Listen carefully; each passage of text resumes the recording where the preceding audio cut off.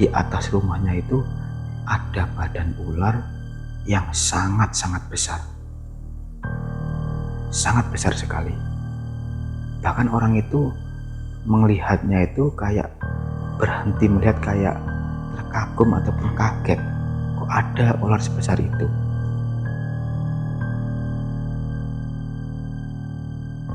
Assalamualaikum warahmatullahi wabarakatuh.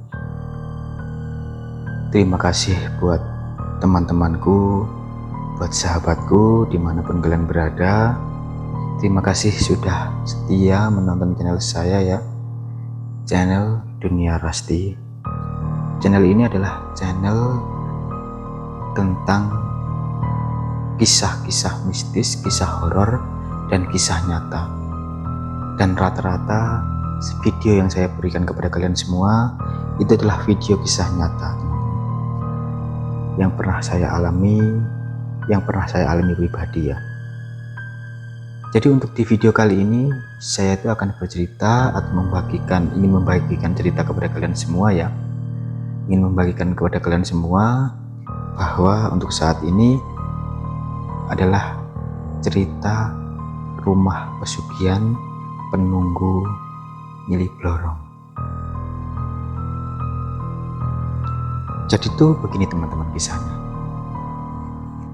Di suatu desa saya itu ya, itu ada sebuah rumah itu sangat-sangat begitu bagus, dan rumah itu seperti rumah kerajaan teman-teman. Kalau di desa itu rumah mewah itu kan, kalau di sini tuh sangat terlihat sangat begitu mewah kan, mewah megah gitu. Mungkin kalau di kota besar gitu ya, mungkin kan sudah terbiasa ya melihat rumah bagus gitu ya. Kalau di sini tuh rumahnya sangat bagus teman-teman. Rumahnya sangat bagus, tinggi, besar. Pokoknya itu rumahnya persis kerajaan teman-teman.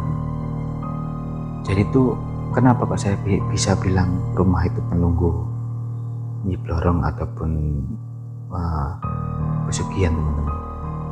Jadi tuh gini ceritanya teman-teman. Ini masih cerita ya, saya tuh nggak ngelihat sendiri, tapi ini tuh masih tentang dari mulut ke mulut ya. Jadi tuh yang saya maksud tadi ada rumah megah di situ ya. Rumah itu di pinggir jalan teman-teman. Rumah itu di pinggir jalan, tinggi, besar, dan gerbangan semua itu di gerbang teman-teman. Dan waktu itu ada seseorang tetangganya ya.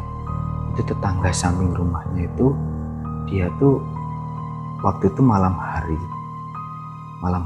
dia tuh keluar dan katanya dia tuh mau kencing teman-teman. Jadi itu ya namanya laki-laki ya, kalau kencing itu kan di sembarang tempat ya, kencing di depan rumah. Dan waktu itu padahal teman-teman ya, ini kita tahan dulu ya ceritanya ya. Padahal dulu itu ya, rumah yang sekarang ini megah dan mewah itu, dulu tuh orangnya itu adalah hanya seorang tani yang sehari-hariannya itu buruh di orang gitu, kayak disuruh kalau di sini itu bahasanya matun teman-teman, mungkin sama ya, disuruh matun, suruh motongin rumput gitu dulu. Dan setelah itu beberapa tahun kemudian tuh orangnya tuh langsung menjadi kaya raya bener. Bahkan satu kabupaten tuh dia terkaya nomor 4 di daerah saya teman-teman. Tapi saya nggak berani menyebutkan ya daerah saya di mana. Dan setelah itu udah langsung jadi tenar ya, jadi tenar. Bahkan semua orang itu ya beranggapan ambisi bahwa ya negatif ya, itu jelas ilmu pesugihan itu gini gitu kan katanya. Tapi belum ada yang melihat kan, cuma seujan aja ya, cuma nuduh aja. Setelah itu kita lanjutkan lagi ya, yang ceritanya tadi yang saya tahan tadi. Setelah itu ada orang itu samping rumahnya itu kencing teman-teman, kencing. Dan tiba-tiba tuh katanya dia tuh melihat di atas rumahnya itu ada badan ular yang sangat-sangat besar. Sangat besar sekali. Bahkan orang itu melihatnya itu kayak berhenti melihat, kayak terkagum ataupun kaget. Kok ada ular sebesar itu? Tapi walaupun dia melihat itu, dia tuh enggak lari teman-teman. Enggak lari ataupun berteriak, enggak. Cuma diem, namatin. Jadi kayak badan ular itu mengelilingi rumah. Ibaratnya itu kan rumahnya tingkat teman-teman. Rumahnya tingkat dan di atas rumah itu ada seperti apa ya kalau bahasanya ya, itu kayak rumah tingkat, cuma di atas sendiri tuh ada kayak rumah kecil gitu. Kayak kalau di sini kayak apa ya namanya ya, seperti itulah pokoknya. Nah itu mengelilingi itu, dan arahnya itu mengelilingi ke atas dan ke bawah. Dan besarnya itu katanya itu ya, yang cerita itu ya, besarnya itu mungkin sepohon kelapa itu ada teman. Dan setelah itu dia tuh nggak berani teriak, nggak berani ngomong, cuma diem aja, terus dia masuk lagi ke kamar. Dan keesokan harinya dia itu bercerita dengan keluarganya bahwa tadi malam tuh saya melihat di rumah si A gitu ya. Rumah si A itu ada, saya kayak melihat itu ada ular gitu. Dia cerita gitu. Setelah anehnya teman-teman, alhamdulillah ya teman-teman ya, setelah dia melihat itu teman-teman, nggak butuh waktu lama, mungkin sekitaran 1 minggu ya, mungkin kalau kurang ya mungkin saya juga lupa, itu udah lama teman. Dia tuh meninggal dunia teman-teman. Setelah dia melihat sesosok badan ular itu, dia tuh langsung meninggal dunia. Entah apa yang diperbuat, saya juga gak paham. Jadi setelah dia bercerita ke keluarganya, setelah itu cerita di teman-temannya, dia itu meninggal dunia. Itu samping rumahnya. Dan ini cerita lagi teman-teman. Dan katanya ya, ini masih katanya tuh dulu tuh dia tuh mempunyai pembantu ya, pembantunya tuh banyak teman-teman ya. Kalau di sini ya mungkin 4 sampai 5 ya, kalau di sini kan pembantu segitu banyak ya, karena apa, di desa teman-teman, nggak di kota ya. Maksudnya di desa, cuma itu jalan poros. Kalau di sini tuh bahasanya jalan provinsi gitu, jalannya lebar, bener lebar. Ya intinya jalan provinsi lah. Dan itu rumahnya di pinggir jalan. Dan setelah itu dia mempunyai pembantu 5, dan setiap tahunnya itu pembantunya itu selalu meninggal dunia, selalu itu. Jadi pembantu 5 itu meninggal satu dia cari lagi, meninggal lagi gitu, sampai saat ini pada akhirnya nggak ada yang berani kerja di situ teman-teman. Karena mungkin takut ya, kalau bahasanya mungkin ya, karena apa ya, karena takut dibuat, kalau di sini ya bahasanya mungkin takut dibuat lebon teman-teman itu.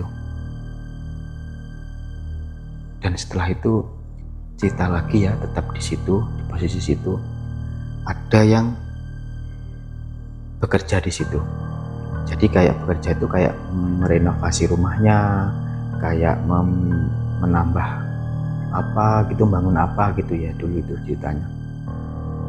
Itu katanya itu ya, tukangnya itu sampai dia tuh cuma jatuh beberapa meter, dia tuh jatuh teman-teman.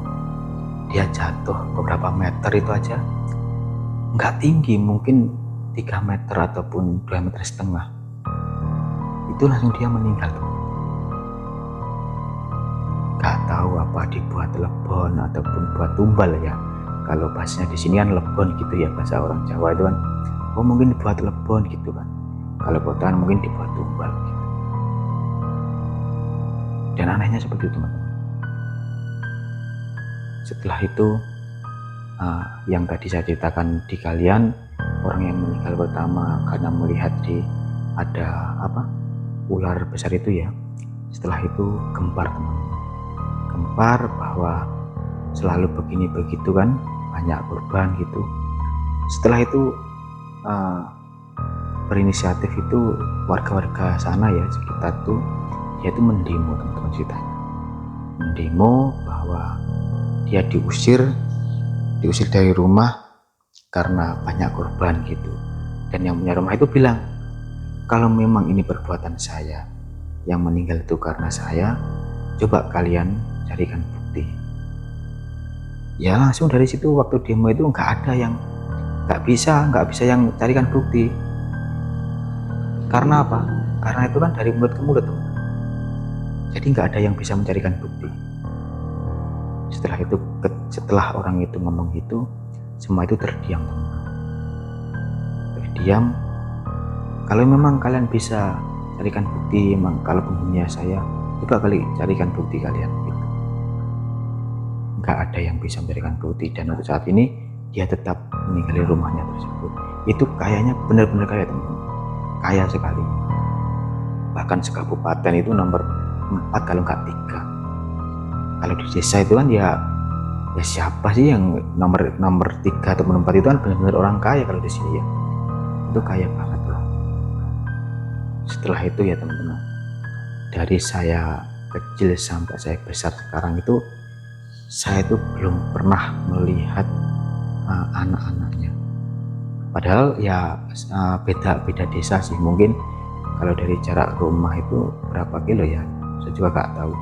Pokoknya saya tuh nggak pernah melihat anaknya seperti apa, dan yang mana saya belum tahu. Padahal itu cuma beda desa aja, kayak beda kecamatan gitu. Dan dulu kan saya juga mainnya di daerah situ, tapi saya tuh belum pernah melihat anaknya. Itu teman-teman.